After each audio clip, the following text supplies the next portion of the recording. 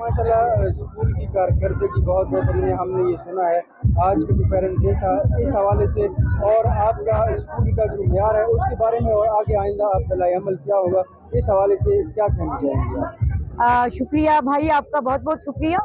आज हमारा annual day था एसएडएम स्कूल का। स्कूल मोंटेसरी और कॉलेज और स्कूल लेवल पे है। ये हम 3 सेक्शन है हमारे।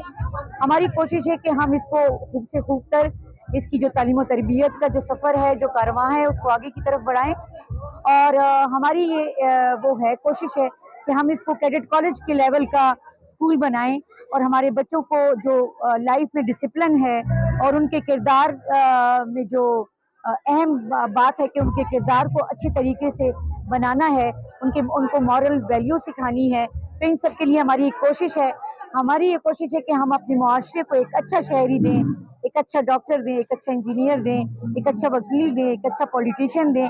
तो आपकी दुआएं चाहिए कि हम इस अपने मकसद में कामयाब हों। अच्छा मैडम, माशाल्लाह आप ये हुकूमत का हिस्सा रही हैं किसी वक्त में, आपकी कारकर्दगी सबके सामने है उस दौर को, और अभी जो गुज़श्ता 10 साल गुजरे हैं, इस हवाले से आपने हुकूमत में क्या तब्दीली देखी? प्राइवेट जो सेक्टर था यहाँ पर बड़ी मुश्किलात थी, तो हुकूमत को आप क्या पैगाम देना चाहते हैं?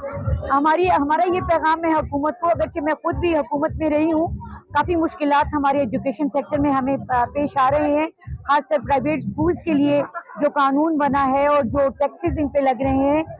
हालांकि ये हुकूमत के साथ शाना बशाना तालीमी मैदान में अपनी खिदमात सर अंजाम दे रहे हैं, लेकिन इनको उस तरह की वैल्यू नहीं मिल रही।